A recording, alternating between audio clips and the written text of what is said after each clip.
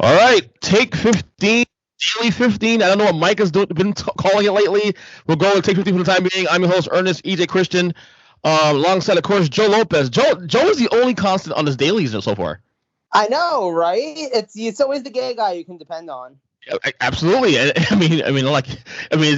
Mike and I have families, I guess, right, and work schedules to worry about, and work around. I mean, I'm working on getting a work schedule, and I suppose one day I'll have a family too. But either way, I'll still be the dependable gay guy. I promise. Yes.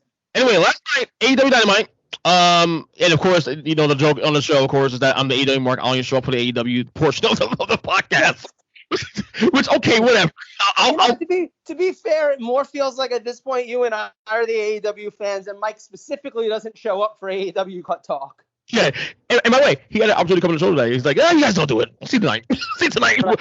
By the way, we're recording the big show tonight. The big show. Tonight later on. Yes, the Paul White of shows. Cannot wait to get into it. But in the meantime, AEW Dynamite, little recap, really, more than anything else. I want to touch a couple things that happened at the show last night. Remember last episode on Dynamite where Adam Page confronted Kenny Omega, or Kenny Omega, whatever. They confronted each other, and basically, Adam Page wants a title shot, and Kenny Omega, and you can be me, whatever you call it, and basically get a stipulation, basically Dark Order versus the Elite, and if Adam Page loses the match, he will not get his title shot. Well, right. For starters, number one, Adam Page lost the match, got pinned in a 10-man. Yeah. As a result, loses the title shot, or does he? I like the fact that they did this because the easy move was to give Page to win, and then all out, there's Page and Omega to go. I like the fact they're really committing to a long-term story here. So I see your point, but my question is, this late in the game, how long of a story are we talking about here? Because I think that I've shared my opinion on this, and I guess Mike sort of agrees with it. Okay. I feel like it's time. It's time to pull the trigger on Page. I don't know that you need to build it that much further. I feel like September is the place where, on the big pay-per-view, where him getting the title makes a lot of sense. Omega's dealing with a lot of injuries. Page is clearly the most over guy in the company. So it seems like now's the right time to make it happen. And now we've gotten a situation where I don't even know he's going to be the guy fighting for the title come September. And I don't know that you want to drag this out all the way till December or even further than that. In my mind, I want you to do this as soon as possible. I want you to get the title on Page as soon as possible. So while from a storytelling perspective, yeah, I totally get where they're going with. I totally get the building more drama. You move the needle a little bit further along for the good guy, so he has a harder time getting there. Totally get that. But from an outside perspective, I don't know what you're doing. I think that unless they figure out a loophole in the next couple of weeks where it's still going to happen in September, I don't know what they're doing, honestly. Oh, well, here's the thing, though. We still have about 5 weeks between now and the event. Right. TV shows. And I'm sure there's going to be something where he can probably find a way to convince Omega to put the title on the line. I think it may be Total Content involved. I know this is part of the storytelling. I do think they'll pull the trigger eventually anyway, and I think they will pull the trigger in September. Honestly, all out because I hope so. I just think that the easy move was to make him win, and then you gotta wait 5 weeks now for the match. Now I think with him losing, it creates some sort of maybe a little doubt, and that's enough. As a wrestling fan, a little doubt is enough. Yeah, but I mean, I guess that's my thing. Is sometimes I feel like it's okay to go with the obvious. It's okay to go with Page winning, and we know we have our match, and now we have 5 weeks to actually build said match.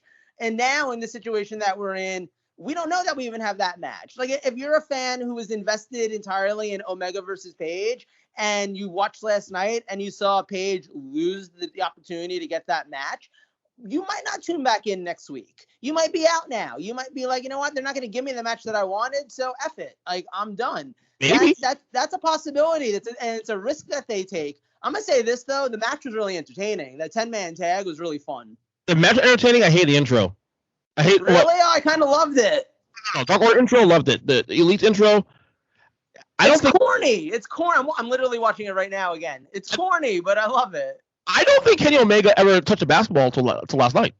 I mean, I believe that he's Canadian. If it was a hockey puck, it'd be a whole other story. He's from North Carolina. No. Yeah, that's what they say. Go. Hold on, dude. Okay, here we go. Sorry about that. But yeah, other than that, it was corny. But at the same time, it did its job. The match was fantastic. Can you hear me? Yeah. Okay, sorry about that. The little technical issues on my end. But anyway, other than that, then we go to Tony Schiavone making an announcement about Rampage. Of course, the AEW second show starting in August 13th. Mm-hmm. And the announcement is that August 20th, Rampage will be in Chicago, which is now fueling speculation about CM Punk, which is more fueled by the fact that right after that whole announcement, we go to Sting and Darby Allin, and basically the promos, it ends the promos about best in the world. Of course, that's CM Punk's tagline. Yep. Also Daniel Bryan's tagline, actually. Really? Yeah. Bryan's been referred to as the best in the world many times over, including when he was in Ring of Honor and stuff. So it could really be either guy. Super. Make it two. Who knows? That means yeah, exactly. The one thing I'll say, and I know we'll probably talk about this more on the main show tonight when we have a lot more time, because we only have like about 9 minutes here. But I will say it's getting to a point with all the rumors and all the little acknowledgments and stuff where if these guys don't end up in AEW, it's going to look so bad on AEW. I kind of want to see, for some reason, and as the AEW mark, obviously, I wouldn't mind seeing a little swerve just cause, man. I don't know. I feel like that would just be bad, though. Like, if these guys literally don't show up now, like, because this is the thing that wrestling fans do. They get themselves really hyped up for something, even when it might not happen. And then they get upset when the thing that nobody ever promised doesn't end up happening. Not as like a father, though, because I am a father, too. That's not here. But is that not really so much their problem, more so the fans' problem? Like, you have it. Well, it is, but it becomes their problem when the fans tune out. It becomes their problem when the fans don't want to buy tickets because they're just like, oh, they didn't give me what I wanted. It's the Batista approach. Yeah, but those fans are also addicts, man. They love wrestling. They're not going to stop us wrestling. Yeah, I mean, I don't know. We'll find out. Well, hopefully we don't have to find out and they actually do show up, because I kind of want to see them here too, but we'll see. The third thing that stood out to me last night was, of course, I'm so into this Cody Rhodes, Malachi Black feud. Yeah, it's a great angle. Cody Rhodes, it's good versus evil. Look at promo for next week. It's good versus evil. I love it. Yeah, no, literally, you have Cody Rhodes out there in a white suit, and you have Malachi Black out there in a black suit. I mean, the metaphor is very obvious, but I appreciate it.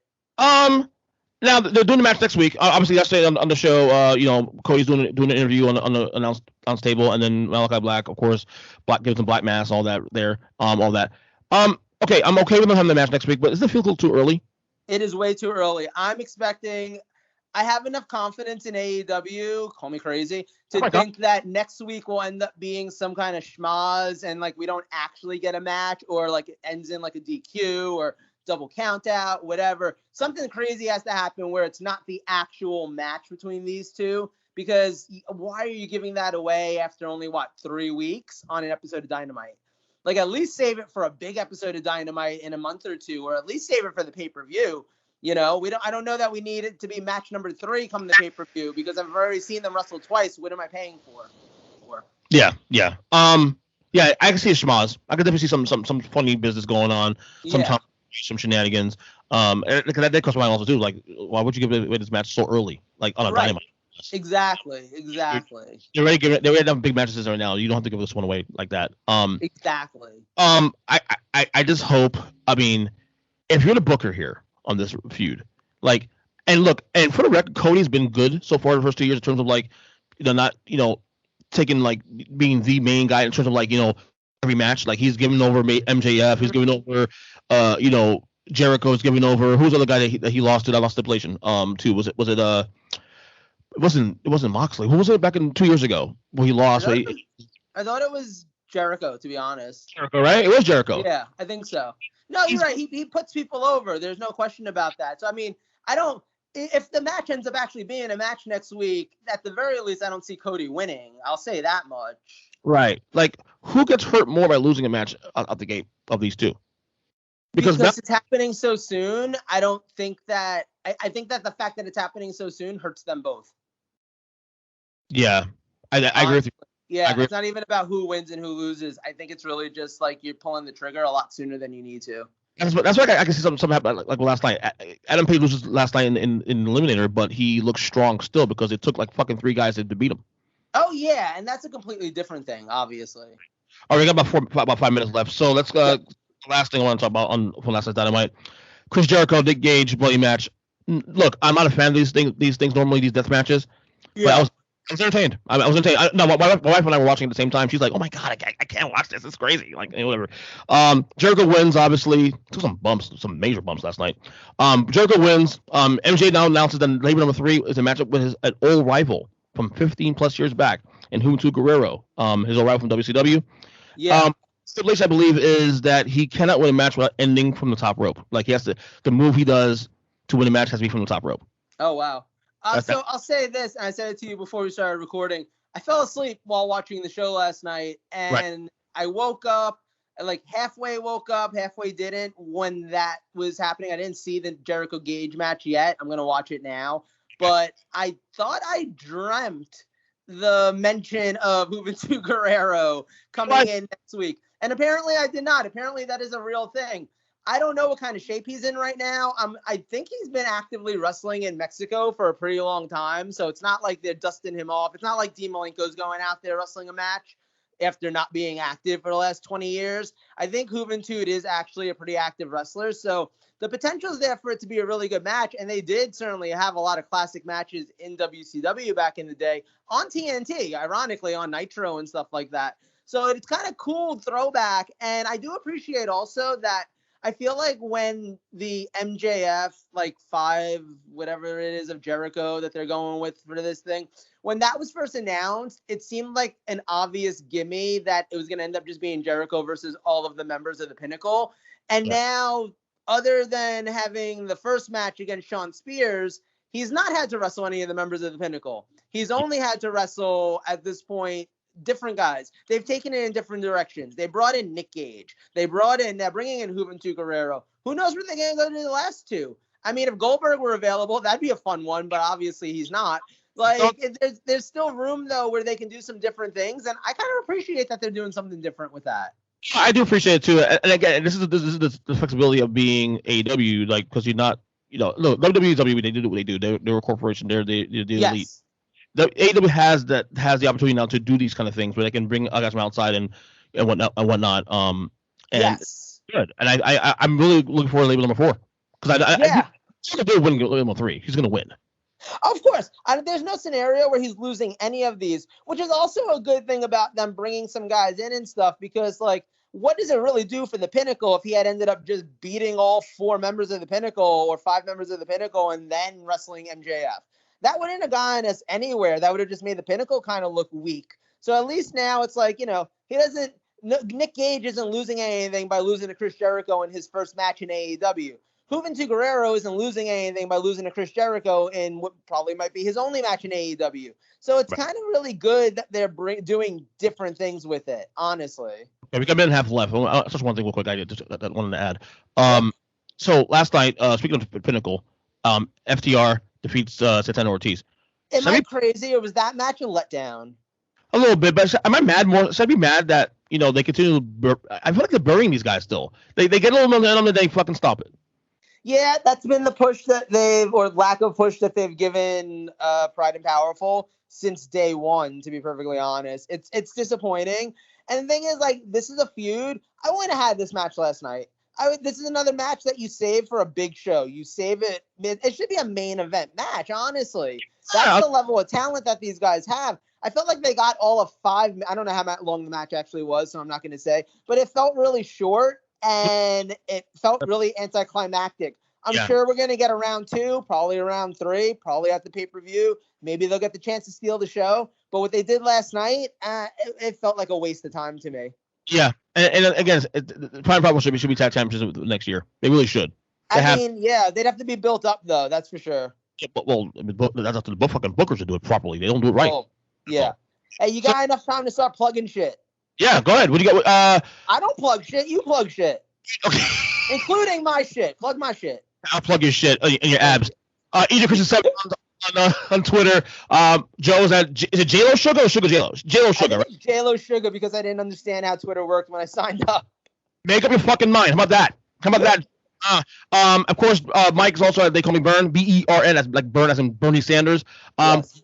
Big show. Can't wait to record. I'll see you guys in a couple hours. Till then, later. Peace out. Bye.